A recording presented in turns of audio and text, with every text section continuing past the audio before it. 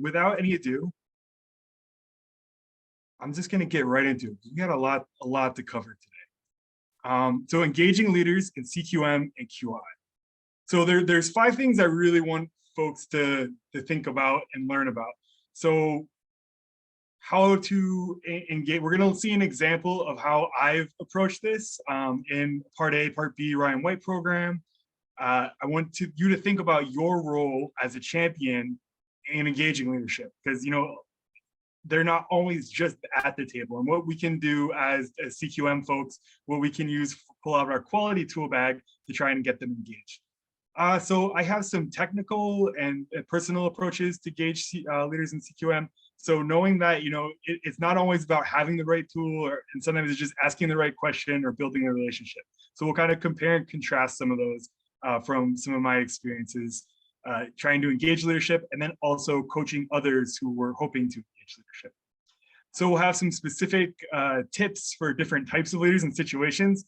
And I came up with a lot of tools, and I had folks tell me, yeah, that works, but not with this leader. There's this situation going on. And so we really tried to break down and brainstorm some specific things we could do to engage folks.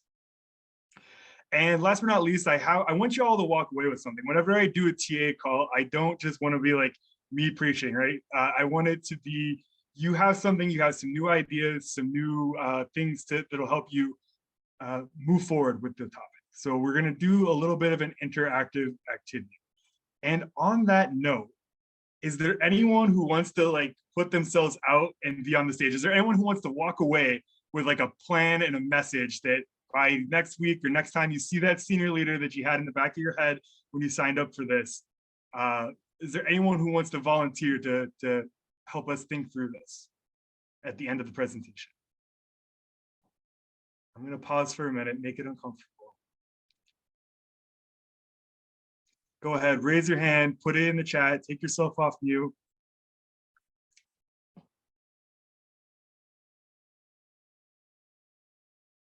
Yeah. So Christopher, to address that question, continuous is more of what we think of continuous quality improvement, or CQI. That is a term that is used in a lot of circles, particularly with government Lean Six Sigma programs. CQM is specific to Ryan White, and in PCN 1502, it spells out what clinical quality management is. So yeah, usually the 2 terms are CQI, which is continuous quality improvement because it's ongoing, and then CQM, which is clinical quality management. Great question. All right, we got a lot to cover, so I will come back to this, and we'll put someone on the spot a little bit later. You're not off the hook. So I don't know if we have polls for this. Maybe we do. But how important is leadership buy-in?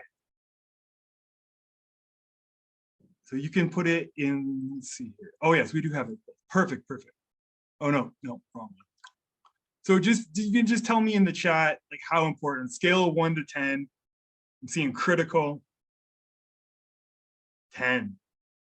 Elaine, 10. Okay. So I agree with you. 9s and 10s, yeah, you're speaking my language. I have been in your shoes, and I totally agree.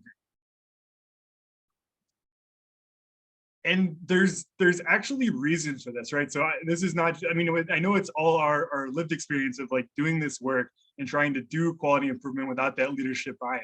But there has been some meta-analysis actually on quality improvement in healthcare and quality improvement broadly in all fields. And the number one thing why quality, the number one thing inhibiting it is actually leadership engagement.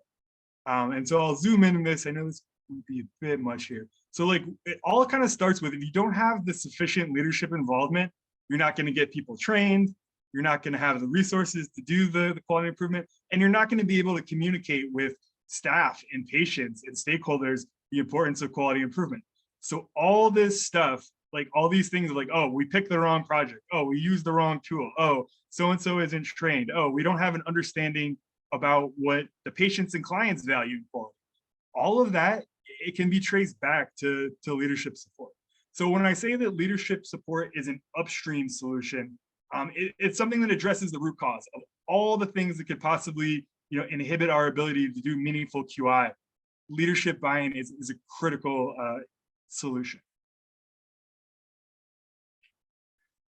So we know that engaging leaders is one of, if not the most important thing we can do. How do we sell quality to leadership? So, I think it starts with people, right? So kind of like putting it on the leaders, it kind of just, that feels like where we want to do sometimes, but it's a little bit more nuanced than that, right? So your leader doesn't have to be an expert in quality improvement. They just have to be able to help buy in and spread what their vision is. They need to facilitate barriers to quality improvement, and really, like, to get them on board, I think we need to make them understand that the cost of poor quality, the cost of not doing quality improvement, is going to always be greater than the investment of resources and training and time and focus that quality improvement takes to do. And so I think because of that, some of the things we can talk about is, that it solves problems, that it helps motivation, that it can help the bottom line out, that it promotes experimentation and problem solving, that it delivers value to both staff, clients, and patients, that it helps people feel more engaged and more creative. It can stop problems before it happens, and improves the quality of life at work for everyone. And I think instead of sometimes, we'll kind of go into some examples, but like really just starting high level and talking about how quality can do some of these things, because these are the things that like leaders always want to do. I want to increase, retention. I want to increase staff engagement. I want to increase patient engagement. Like, these are the things they want to do, and I don't think they always know the connection and seeing how quality can be a piece of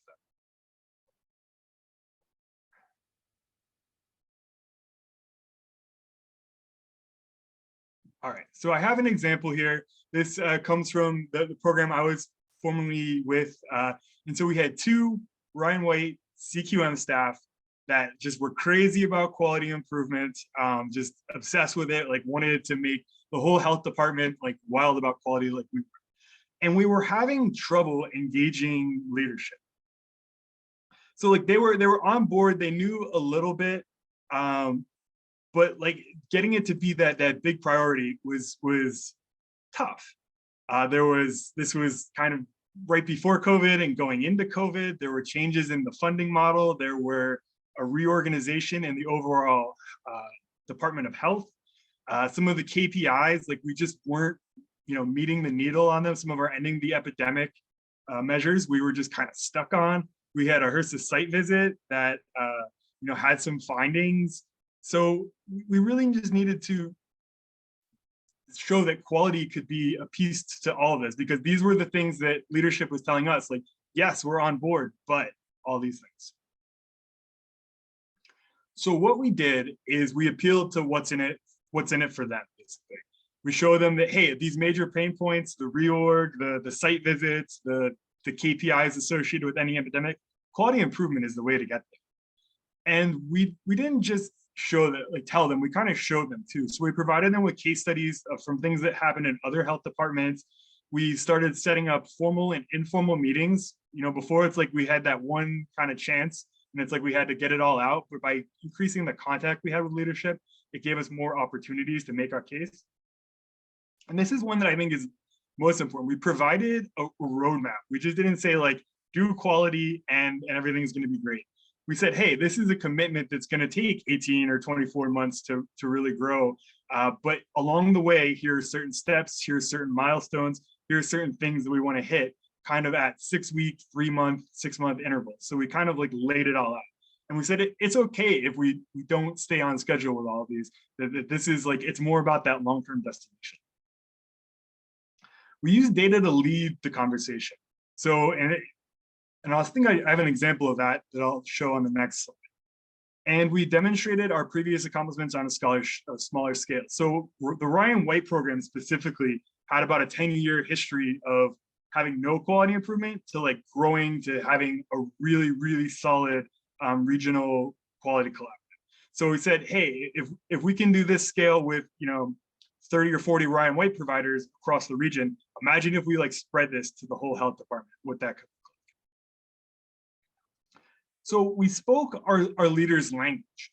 We didn't, say, oh, you got to do QI. We didn't use a lot of acronyms. We scaled back on the tools and things.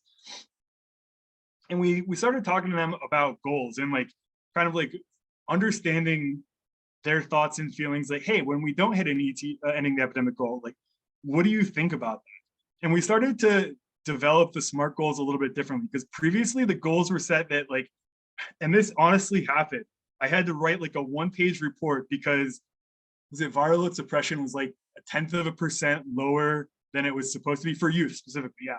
And so like people were like, well, I'm going to write it so we're hitting it or by a few percentage points, because I don't want to write that report. I don't want to have to explain why we missed it. So again, it was kind of like retraining of, okay, these are the public facing goals and our internal goals need to be those stretch goals. So on the right here is just kind of an example of, instead of, we would give these to our leadership every single month, just email them and say, hey, here's what we're doing. And we'd kind of break it down. Instead of like taking an hour meeting every time we wanted to say, here's what we did last week, we would just give them these like 1-page infographics and say, ask us if you have any questions, if you want to talk a little bit further about this. And so we put things like the number of folks we trained in quality, the status of the active projects.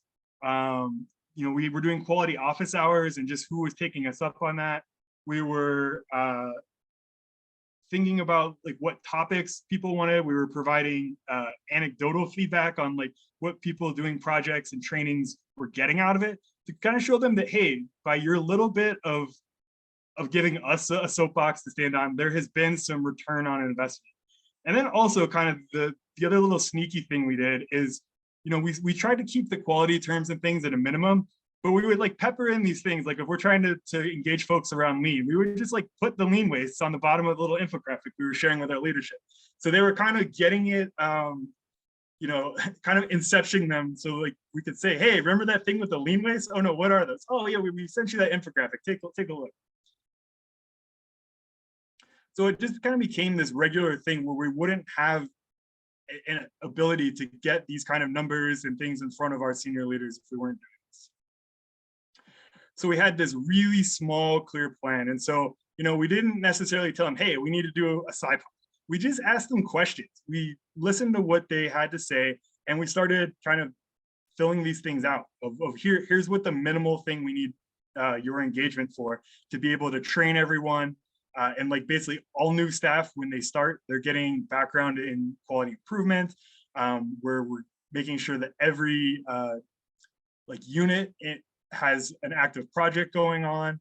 And like this was something new, like this was something that was really tough. And what we were asking for, the big thing we were asking for was training, and training is expensive. So we had to show that something, they were going to get something out of this. So if they didn't, our leaders didn't necessarily have a background in quality. They kind of knew the basics, they kind of knew what was required, but quality wasn't something that was in their background. So what did we do about that to convince them the value of quality? Well, we got them to commit to a half-day training for 3 senior leaders. And we used an outside consultant, so it didn't seem like, oh, staff members are training the senior leaders. Like that kind of felt like, it wouldn't be a good fit. So we brought in an outside consultant, and we just half day. And this was a real turning point. This was eye-opening.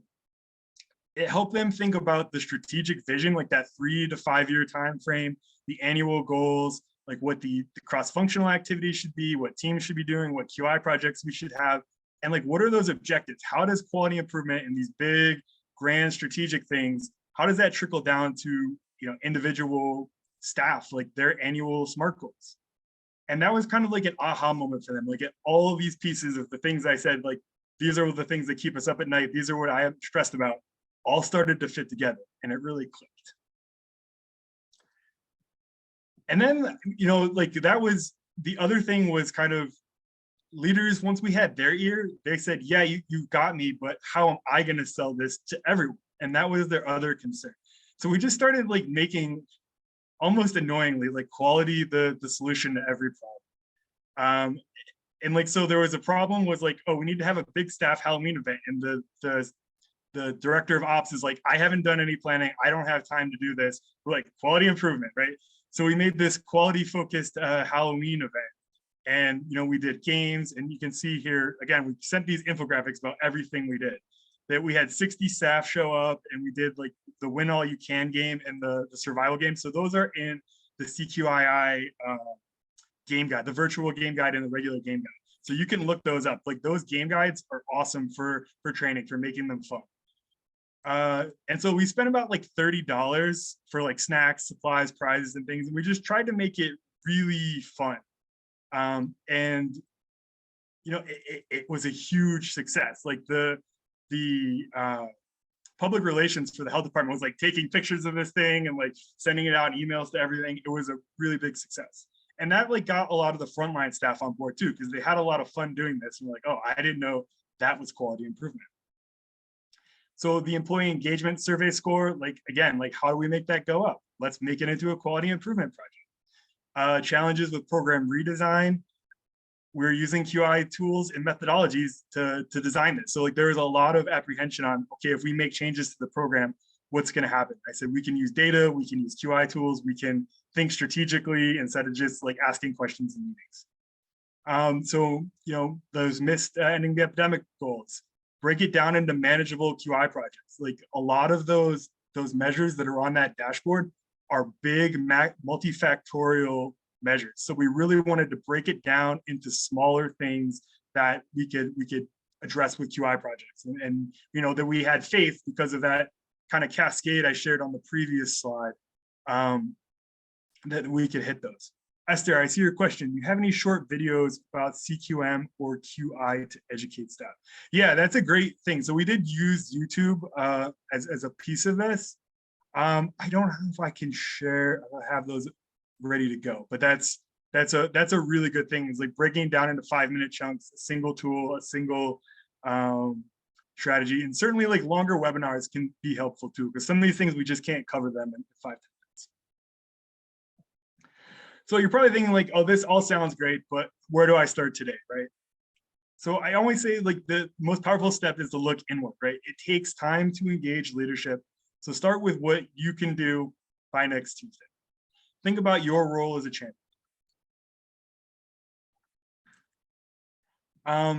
So again, like knowing the clarity on roles. So your responsibility to colleagues and people with HIV is to manage QI projects and efforts, to develop CQM infrastructure right from the PCN 1502, gain buy-in from leaders, that should be something that you're putting in your quarterly or annual goals. Like, how am I going to get leadership engaged? And having some actual concrete things you're doing to help do that. Reporting status to stakeholders, and that includes leadership, selecting QI teams and projects, and transitioning ownership of completed projects to staff. So that this is another thing I see is like QI managers are always like overwhelmed, and it's because they're owning every project indefinitely. And it's like, at what phase can we just say, hey, case managers, motivational interviewing, you got that now. Like that's standardized. You need to run with that. Like, let me know if you have help, if you need help like longer term.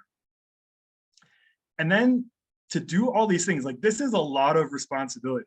And so the specific things I would ask leadership for are develop a vision for CQM. We all write CQM plans. Is leadership actively involved in kind of setting the tone for that, for those big, bold goals at the top of the page? Setting the direction and aligning the agency scope and goals. So again, our leadership involved in picking those KPIs, those performance measures that we need to have based on utilization. And then it gets a little squishier after that. So like the nurturing of a culture of quality with resources and training. So are you willing to, as a leader, send people to get trained? Are you willing to commit to a TA request? Using their sphere of influence to promote CQM program work. And this can take a lot of different, shapes and forms. But really just, again, giving leadership has a big stage and a large presence. So how can they use that for CQM? Recognizing and rewarding involvement in QI. And this is another critical one, especially to get the frontline staff engaged. You need to recognize and reward those that are actively involved in projects, that are going above and beyond, and remove barriers. And so when our leadership had that half-day training, it was again like an eye-opener for them, because our consultant was saying like, oh, you have to help out with these things. And they're like, I had no idea. I thought my CQM guys were great and they just ran with it and did it. So it was like good for them to kind of hear it from someone else that like, hey, these are what leadership needs to do. So I acknowledge that if you're kind of in the middle of the CQM, like you have the hardest job, because your role as a QI champion is to engage from the bottom up, from the top down, and the middle out. So like you're kind of in the middle.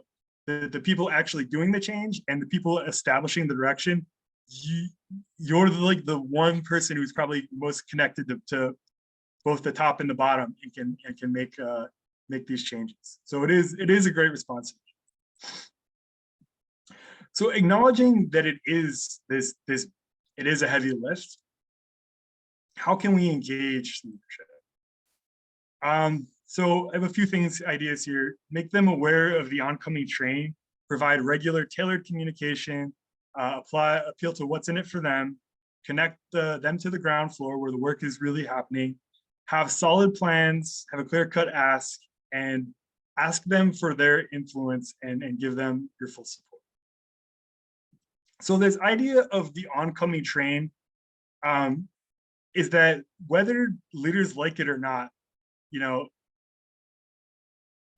there's a valid reason like to move from where we are. So if things are feeling stuck, without some action, you're not going to move any, right? So either we have to jumpstart the car stuck on the train tracks, or we got to get out of the car and push. And I think sometimes leaders have so much on their plate, they don't necessarily see that. And the idea is to make a persuasive case of like, hey, here's why things need to change. And this is especially the tone, like there's things where they're called like the burning platform you may have heard about, like, hey, you're standing on a platform and it's on fire and like it's really urgent that we change. I don't like that. I like this one is a little bit more positive of like fleshing out the vision of there's a better place to be, right? Where we can be somewhere else and focusing on the benefits of leadership support instead of the consequences of doing nothing, right? Like, so framing it really positive. There's this thing in the distance and it's going to be here one day. And here's what, the future could look like with your support. So again, like an emotional case, a positive tone, have that vision of a brighter tomorrow, and kind of contextualize the costs associated with poor quality. As I said earlier, the cost of doing quality improvement is always going to be less than the cost of not doing quality improvement. So things like staff engagement, patient experience, health outcomes, inefficient processes, those are always going to add up to more work than doing the quality. So for regular communication topics and like knowing that leadership is super busy, like how do we distill down like all this great work we want to talk about, all the things we need, all the things we want to do, and give it to them in small chunks where they can actually hear it. So it is kind of picking what information that you want to share. And so how I like to break it down is what's going well, what's not going well, what resources I need, what am I currently focused on right at this moment, what are my next steps, and what are the annual goals, and really tying it into what I know they want to hear. And you can do this virtually, hybrid. I think any type of whiteboard tools are going to really help sell this, so they can look at it whenever they're ready to. Yeah, just really focusing on key items that should take them 10 minutes or less, 15 minutes or less to digest.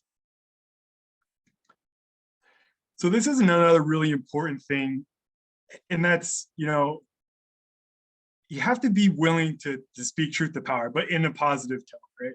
So instead of just saying like, oh, this is terrible, did you know, like this is wrong, this is bad, why aren't you doing this and that and the other thing?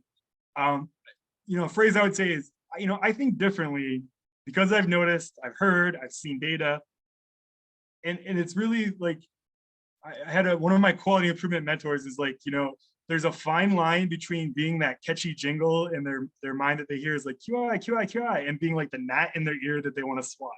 So it's like really about being consistent with the message of the importance of QI, the need for leadership engagement, without being, annoying, for lack of a better word.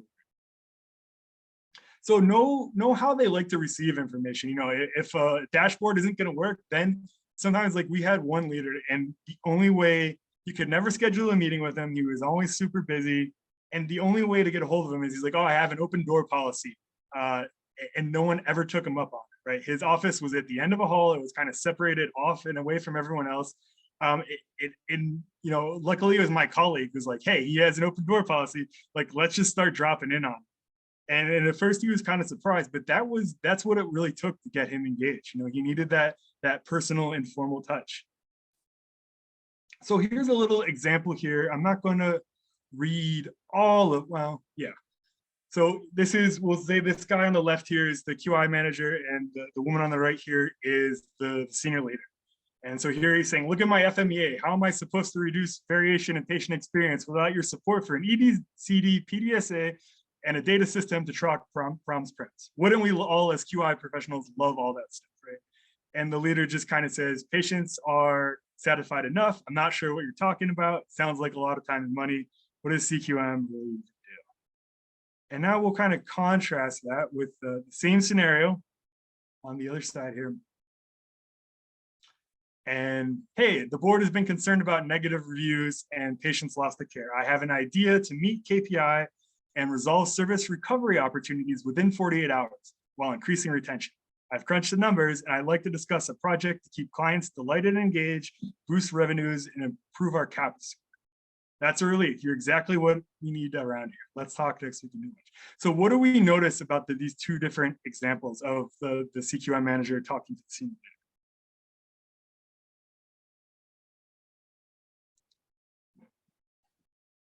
Go ahead. Feel free to type in the chat, take yourself off mute, just shout it out. What are the differences?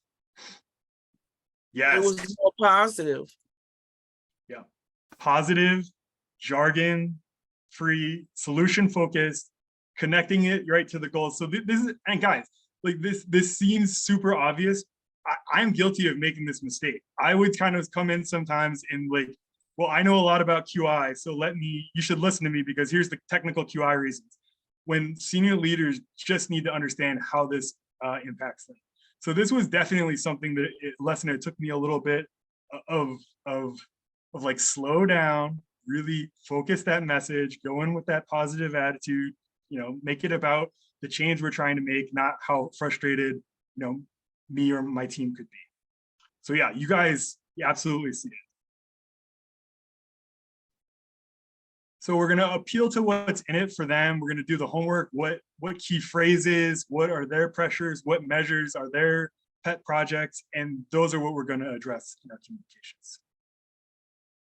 And the other one is organize opportunities to connect leaders to the actual place. So when I say the actual, I mean the actual workplace, the actual people doing the work that's touching patients, the actual process, the actual data, and what actual patients, clients, staff value. And you know, I think leaders like really love it. They don't get those opportunities that are easy enough for them to connect to this stuff. So, you know, for those of you that are familiar with Lean and seen some of the other ones, you know, I always talk about a Gemba walk. Take a senior leader on a Gemba walk. Show them, you know, what's happening in the clinic. Invite them to your QI trainings.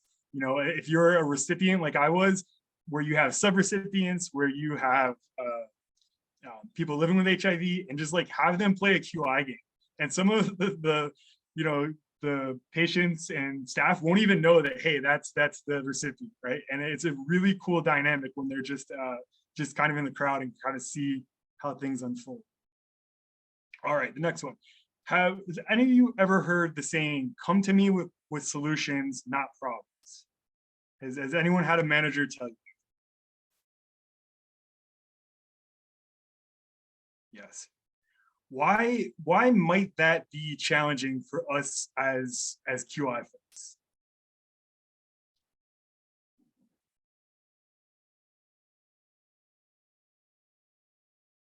So yeah, I struggled with this one because thinking about the QI methodology, we want to right, exactly. You guys got it. We never go to solutions until we understand the root cause, right? And so this one was challenging for me. And I said, well, how do I sell, hey, we need to do a 6-week QI project instead of, oh, I got this great idea, I have this solution. And so I spent a lot of time thinking about this and trial and error. And what I determined is you can't always come to them with a solution because sometimes you might pick that wrong solution. So come to them with solid plans, a proposal of how we might reach a solution. Have the direct ask, like, hey, it's going to take 6 weeks. I need these dedicated staff. I need, your help with this to get these data or talk to these stakeholders. And that actually seemed to work. I mean, there was some that were like skeptical, like, nope, solution right now. I don't want to hear about your problems. But those were kind of fewer, and we were able to overcome those once they understood what QI was all about.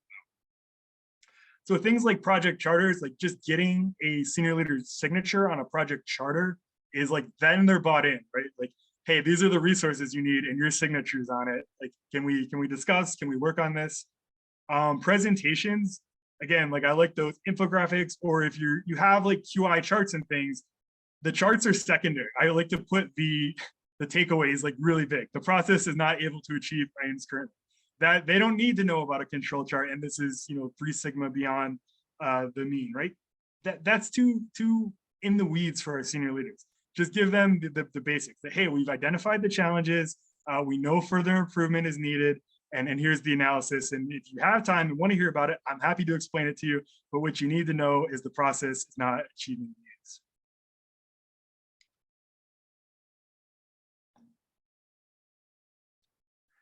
So the other thing is, when you're thinking about the asset, I always say go into this with a few colleagues. Like, have a team approach. It's really hard for like one person to convince someone, but that peer pressure. If you have some allies who are going to help you take this on, it's really helpful to sit down and brainstorm your needs from leaders, their messaging preferences, their interest in CQM, and their influence on CQM. And so like, this is not something like, if you do this, like make these kind of chart and have these conversations, take notes, like make sure no one else sees it. But it is like really helpful to know which leaders and you want to target, and how you want to kind of craft that their involvement based on their interest and influence. Because sometimes you're going to run into folks who are just not interested, and you don't want to kind of spin your wheels. You might just want to be down in this monitor periodically quadrant. So some other kind of appeals to make is appeal to their status. Leaders are important because of their position. They're more visible than others. So appeal to that and say, hey, you have this platform, you have this positive ability. Like, I just want to help you, leverage it. The certainty, and I think this is tough, and we've been through some really uncertain times the last couple of years. So like, knowing that they can count on you for, hey, we're going to have the committee meeting every quarter, and I need you to be there. And here's what some of the things you can count upon. Here's what you have my support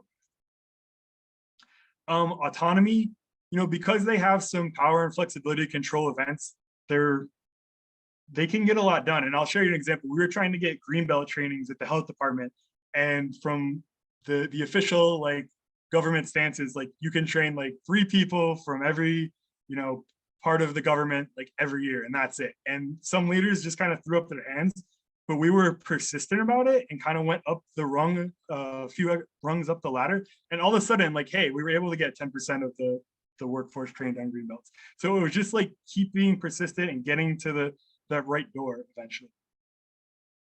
The relatedness, and I think that talks back to the Gemba walk I was talking about. How to apply greenbelt learning for manufacturing. Yeah, so I mean, Lean Six Sigma, I mean, there's that has really taken hold in healthcare, in government, in social services, and there's a ton. I mean, it's such a valuable methodology. So I can't get into all of that today. There's an intermediate and advanced learning labs, I think, are the place to understand in a Ryan White specific context how you can apply those methodologies. Great question. So and then fairness is like, how can CQI help everyone? How does it, like, the things that equality is all about? Standardization, being data driven, respecting people, hearing the voice of staff and clients and patients, like showing them that, hey, CQM is a way that we can be fair. And I think leaders that's something that they really value. So those are my general tips, right? And then so my time kind of doing coaching and working with different leaders, being in different settings, I've heard a lot of, yeah, that's great, but you haven't met my senior leader. So I started to think a little bit about situation specific guidance. And so we'll go through all of these, run through these pretty quick. So engaging new leadership. There has been a lot of turnover at every level of organizations the last couple of years. So if you have a new leader coming in who may not have familiarity with CQM, who may not know what Ryan White's specific CQM is all about, who may not know a lot about QI, that it's great to work with a blank slate, actually. You can make them aware of the achievements. You can celebrate your past CQM and QI goals that they may not know about. Share your plans for the future. So again, I think it's about building the relationship first. You don't want to come in with a new senior leader and be like, this is what we need, QM, right? Like right away. It's about building that relationship. So you have to have some of that relationship capital before you're going to get them to sign off on trainings and conferences and things like that. Again, finding out their preferences. We kind of talked about this a little bit already. Are they visual, experiential? Do they hear things better? Do they want the dashboard? Data-driven or more data-inspired? They care more about what the community members are saying than my nice little graphs and charts and whatnot. Are they rational and reflective? Do they take a lot of time to like process things and want to see how things play out? Or are they reactive and emotional? You can build that really persuasive case, or they have that complaint that shows up on their desk, or they're concerned about next quarter. Is that the way to like leverage it in the moment? So the next one is engaging with leadership remotely. And I think this is new for a lot of folks who like and are comfortable like building those relationships in person, like the open door policy I talked about earlier. It's harder to do that when you're remote. So some things that I found have been helpful is I shared the FAQ sheets and infographics. If that's something that they're interested in, those work really good. Virtual whiteboards, so they can they may be distracted in a meeting, but they can come back to it later and they can log in and see, okay, well, this is what they're trying to say. Project management apps I found are really, really helpful. Instead of like that huge Excel sheet that goes all the way to row ZZZ, being able to have some of these different formats using a Kanban for Lean, that can make things a lot easier to digest and a lot clearer than some huge Excel sheet that a leader's never gonna really look at. Yeah, sharing meetings and agendas ahead of time and rotating times if they're in different time zones. So insecure leaders, that's another one that I've heard about is, oh, my leader is like, he's or they're might just not always the most rational. So what I say in that is, raise the issue one-to-one instead of front of everyone. Leaders, any of us, we don't like to be called out necessarily in front of a group. So make sure you're doing it, in privacy and in the right context as well. So soft statements for criticism, an example would be, I value you as a leader, but I've got a tough message to deliver. CQM cannot function without your involvement. I'm concerned that our goals are in jeopardy because we don't have the resources, support, direction, staff, patience, and food. So the other one I really like, and this could be a whole webinar in and of its own, this idea of technical debrief, of kind of looking back and asking what happened, why it happened. And like, these are really cool. I've done these in some other spaces and it's kind of funny. You hear like, we're all our own worst critic. And boy, I've seen like awesome teams that I think are high performing just be like, oh, wow, we messed that up and I'm sorry about that. And we should have done this differently. So this idea of technical debrief is a really cool way to break things down. And emphasize the future positives. Like, again, we're all working towards that ideal state. We're all human. We'll get there eventually. So some of us had the leader that might think they're always right? And they're like, oh, I didn't get to be the senior deputy director by not knowing what I'm doing. So this QI, I've made it 20 years without QI. So again, it's kind of a marketing pitch. Like, this is your chance to be on something big, that you've made it 20 years without embracing QI, but think of where you can go in the next 5. Again, having the plans and showing the risks, using some of those QI tools. I think of like FMEA here. case studies, focus groups, that's all gonna help convince that leader who's almost right. And then kind of like show them, don't tell them. Again, taking them on that Gembo walk, letting them make their own judgment. Like one that I'll do when I have people that are convinced they're always right, like it's okay to satisfy them. Like say, hey, I need your thoughts on something. You're always right about this stuff. I need your opinion, right? And help leading them to the same conclusion that you may have already arrived. The leader that seems checked out or overwhelmed. So again, QI is a way to get some of that busy work, some of that non-value adding stuff off their plate. This is another trick that I had a mentor kind of share with me, is that, hey, if you want more kind of FaceTime or one-on-one time with your leader, write it into your performance plan that you want their mentorship under professional development. No manager, like if they turn that down, like then they're in a really sticky spot. So, you know, that's kind of, use that one judiciously, but that's a really good kind of trick I've been taught. And you know, if they're too busy, just ask, hey, all I need is one meeting. Hey, get me to the person who can make that decision. Hey, get me to the person who can make time. And sometimes you'll end up getting like pushed up the ladder, and you'll find yourself in meetings being able to talk about the values of QI and what resources you need at a way higher level than you imagine. So if you have a leader without QI knowledge, what's the first step? Get them trained. You know, something like 4 hours, the basic methodology, the PCN, just that primer on QI and CQM. Let them know of what the roles, you know, a piece of infrastructure under 1502 is leadership engagement. Let them know what that really means. And I'm guaranteed, like, you know, some of the leaders I've encountered, they're going to be like, oh, wow, I didn't know. And so another one I've had is, there was some folks that saying, hey, the leadership, the problem is the board of directors, or maybe it's the planning council, that they're the ones that hold up QI. It's tough to change changing one senior leader's mind is tough. So when you're working with leadership bodies or groups, it is a whole other beast. It's really tough. So again, it's trying to build up credibility before you get that buy-in. And this is going to take a little bit more time. You're going to have to convince a few more people. So I think it's always recruit QI champions for these groups. You know, whenever there's a spot open, get some friends aboard. Volunteer your time for like planning councils and advisory groups. I know that was, sometimes you have to take one for the team. Consider providing free trainings at convenient times for leaders in the community who might be less aware of QI. Some of them, it is they just don't know. They don't have the understanding. And by just, hey, we're going to do this training quarterly or annually, or being on the agenda and seeing the value of QI can help. All right, so I'm going to take and pause real quick for any questions we have so far before we do a little interactive activity. Any questions?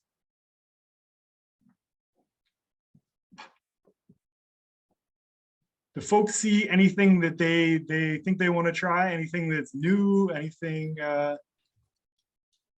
jump out at you?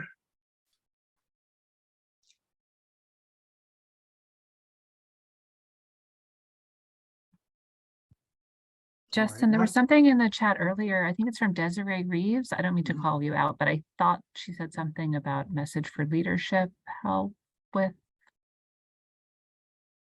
Desiree, are you on the call? I can go back and find it. Oh yeah, so she has go through these and pick and choose what works best for your staff. Is that the right comment? Oh no, sorry. There's one earlier. Message for leadership I need help with. I'm planning and announcing we're kind of redoing it since there was a new quality committee in a leadership meeting, and wanted to see who's interested in joining. So it's sort of drumming up interest in. Perfect. Awesome. Desiree. Sorry, Desiree, you're on the spot. Now you're on the spot. All right. So what we're going to do next is a little bit of an interactive activity.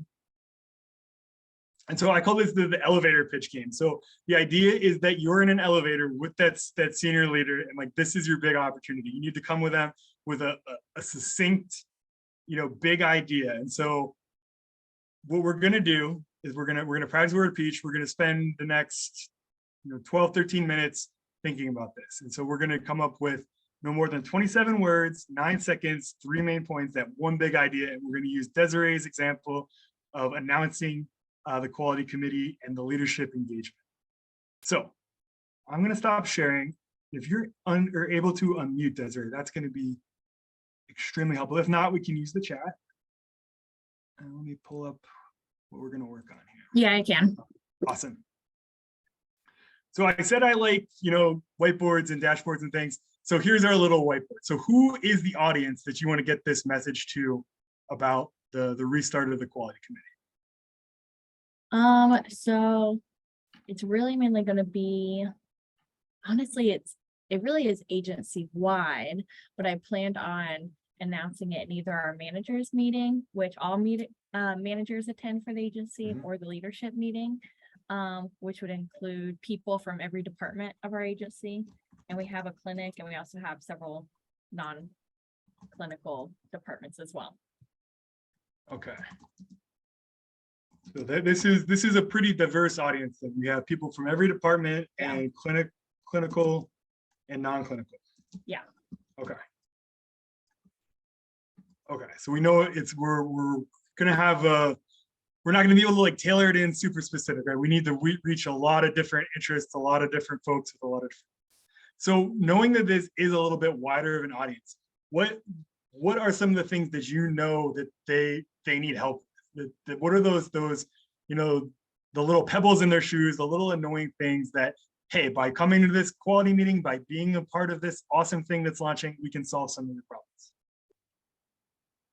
There's so many things, but I would say one of them would be like helping with change management. Maybe there's so many changes that happen. There are a lot of new programs.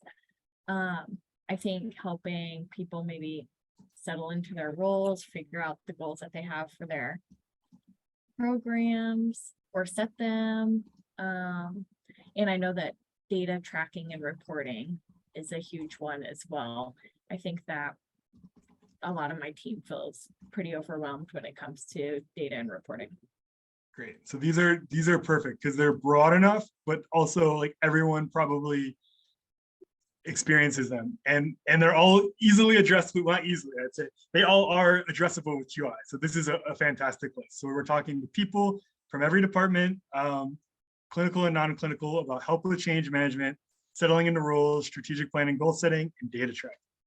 So what do you want them to think and understand about how this new relaunched committee can tackle these two things?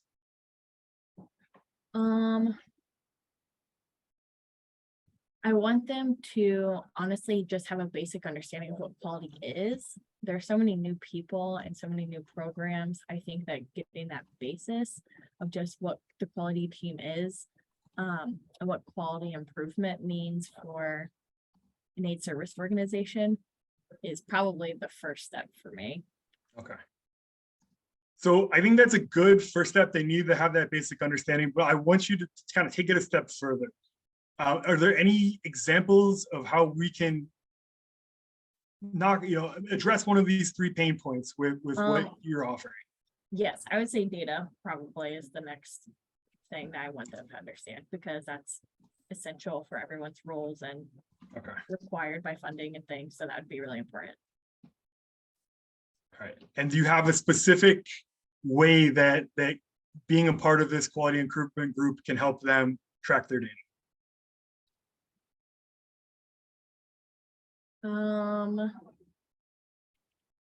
Maybe just specific training for data from our data analyst. Would that work?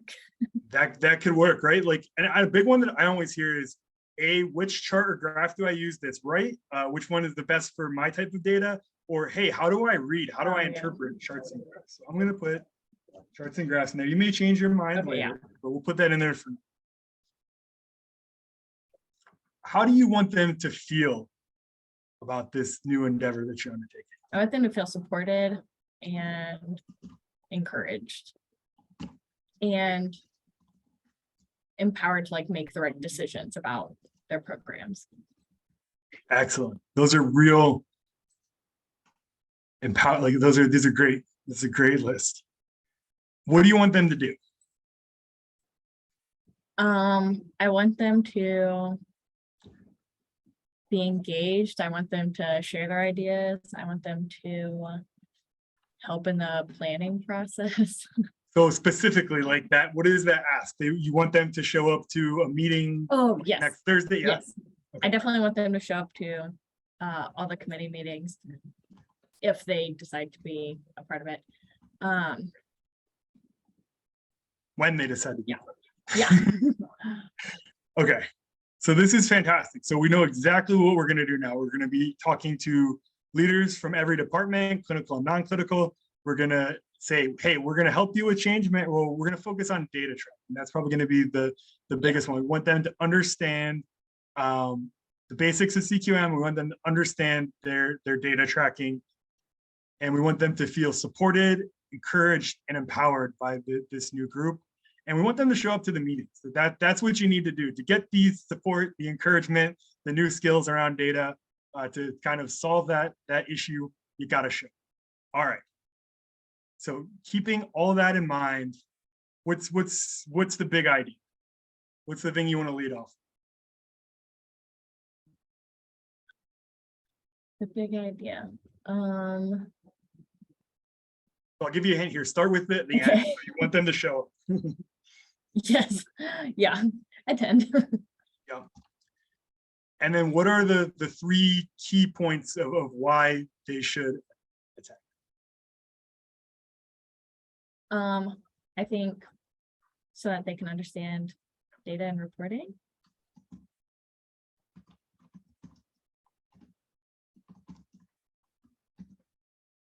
And so this one, again, understand data and reporting, solve challenges, learn new skills about the charting and graphs. Yeah.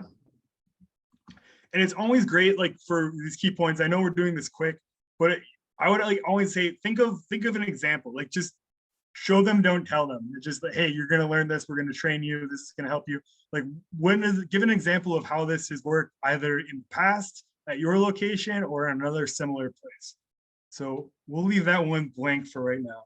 Okay. But that's always like a really good hook. And so the final pitch, all you would have to do is like put these in together in order. Hey, I'm asking you, please show up to this meeting. It's going to help you understand data and reporting. This is what the basics of quality management and improvement. We're going to solve these challenges. I know that, you're struggling, and call out a few examples. You're struggling with this measure and we can help you think through that.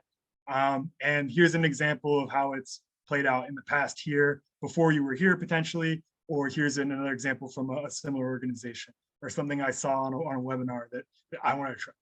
And so that right there is your final pitch. That's great. Thank you. Great. And look, we did that in less than 10 minutes. And so we just talked about how hard it is to engage leaders, how much time it takes, but like in 10 minutes, we've got a great place to start. So imagine what you could do with, a few of your friends and colleagues in like 20 minutes, an hour, right? You can really start to craft some of the stuff that I shared earlier. All right. Well, thank you, Desiree, for being such a good participant there. I really appreciate you sharing. So we're just going to wrap it up now. So some final tips. Again, start small, work up that chain of command. Like I just said, start with volunteers, your friends, your champions, those that are on your side and have some of that background in QI and CQI. Plan your approach. So have a plan. Don't just expect leaders to show up. Ask not what CQM can do for them instead of, not just what leaders can do for CQM. So again, start with, hey, this is what's in it for you. Patience, it's not going to work the first time every time. Use your technical skills, use your people skills. And I just want to end with this is like leaders are human too. Like I think sometimes I'm guilty of like forgetting that. It's like, hey, you're in charge. You should fix all this stuff. But they have so much responsibility. And like, just I think of all the things that I have on my plate with CQM and they're worrying about, an entire organization or entire program. Like, wow, that's it's easy to forget. So I'll open it up once more for questions. I know we do have a few minutes. I want to thank you all for attending. Again, like, thanks for this opportunity. This is something that I'm passionate about. I think it makes such a huge difference in the CQM program. So thank you again for the opportunity. My email is there if you want to keep talking about this. Oh, this is just such an exciting topic. Feel free to email me. And if you have any questions about anything I presented, I'm happy to share more. Any last questions before we adjourn? Awesome. Can you put Okay. your contact information back up, please? Yeah, I'll just type Sure. my email right in the chat. And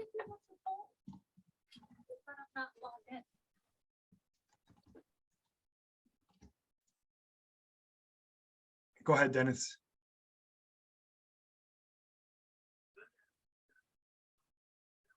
sorry, trying to get myself off mute here. Okay, we have a poll that Shay is in the midst of setting up, but in the meantime, I want to thank Justin for another wonderful webinar presentation, and also thank you to everyone who joined us.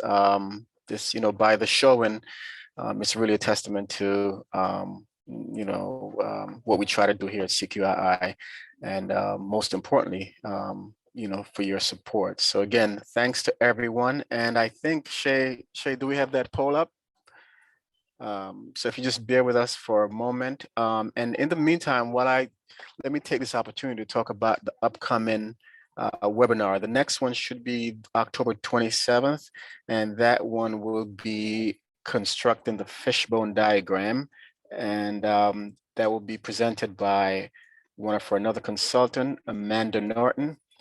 So she'll be doing that, and I encourage everyone to participate. So again, thank you all for joining, and enjoy the rest of your evening. Thanks again, Justin. Bye, everyone. Thank you. Bye.